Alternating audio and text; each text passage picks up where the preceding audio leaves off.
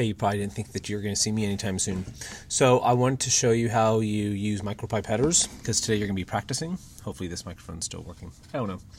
So to do this, what you're going to need will be two of these little guys. So these are not agarose gels, they're just plastic or rubber. But what you'll notice is they have those little holes. Those holes are the wells. So your goal is to put liquid inside of those things.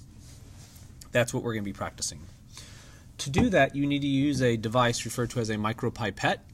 Micropipettes are insanely expensive, and they happen to have certain ranges and uses. So when you use this thing, it's kind of like you're playing a video game.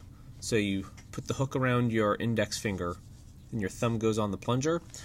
The plunger turns out to have two stages. So we can push down, and it'll be easy, and then there'll be a last, ugh, and you can actually feel the difference between them. And when you hear it, you can hear the difference. The first one is what we call a soft stop because it's easy to get to. The second one is called a hard stop because it's harder to get to it. Whenever you pull up liquid, you go down to a soft stop. You'll place in, you'll slowly draw up liquid. So by slowly, I mean slowly. And then when you spit liquid out, it's pushed down, then all the way down, so to the hard stop. To get rid of tips, that's what this little plunger thing on the back is for. What it does is eject the tip. So if you're to use this as is, it'll turn out to be destroyed. So what we have to do is protect it. And the way we do that is by using tips. So there's two different styles of tips that we get to use. One of them will fit, the other one won't. So if you're not quite sure because reading is difficult, this thing here says 0.5 to 10 microliters. A microliter is a millionth of a liter or a thousandth of a milliliter. Turns out that if you use anything that's 10 or below, we have to use the caps that look like this. That look like little buttons. Everything else can use the bigger ones. So it's just place on, hooray, it should stick. So the technique itself is not difficult. It just takes some practice. Let's make sure I don't screw it up. So let's move this and aim down. So you'll get a rack, and racks look like this. There'll be something that says LD on it, that's for loading dye. Your goal is to not spill the loading dye because it stains stuff, including your skin and your clothing. So you place it open. This is preset to 10 microliters. I guess I should flip it around so you can read it. 10 microliters. So what this will pull out is that exact volume.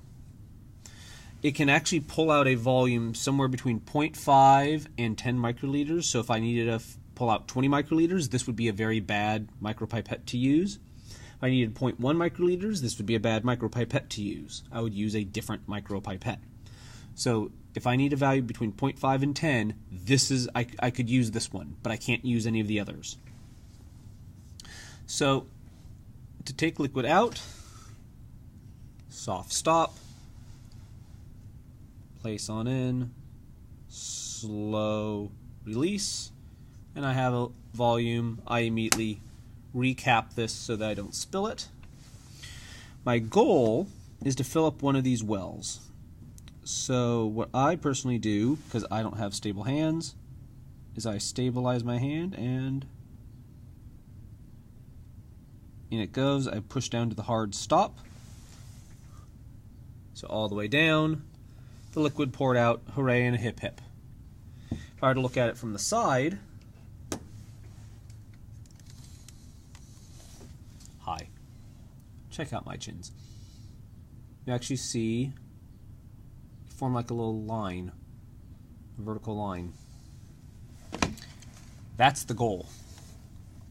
So what every person in the group needs to do is practice doing this. For this tip changes every single time you use a different source, meaning if I had 5 different dyes, I would need 5 different tips. But if everyone's using the exact same source, I could use 1 tip. Tomorrow for your lab, you're going to be using, I think, 1, 2, 3, 4.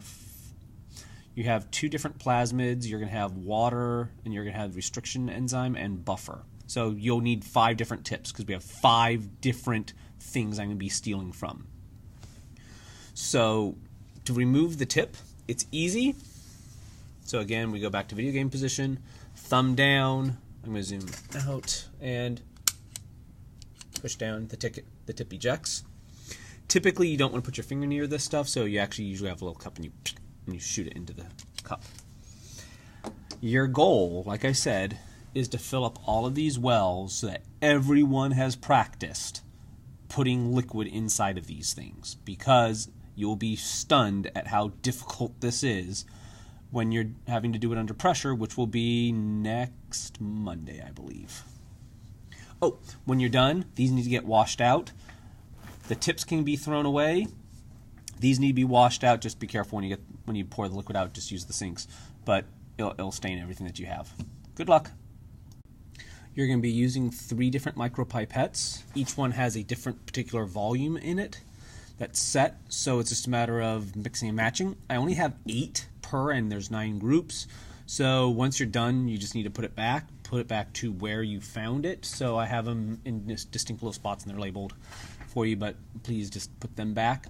Don't try and change the settings, so don't sit there and say, oh, well, I'll just change the volume on this, because if you actually change the volume the wrong way, you actually destroy the things, and we're going to have you buy us a new one, and I don't think you have money for that, especially since you just paid for AP tests.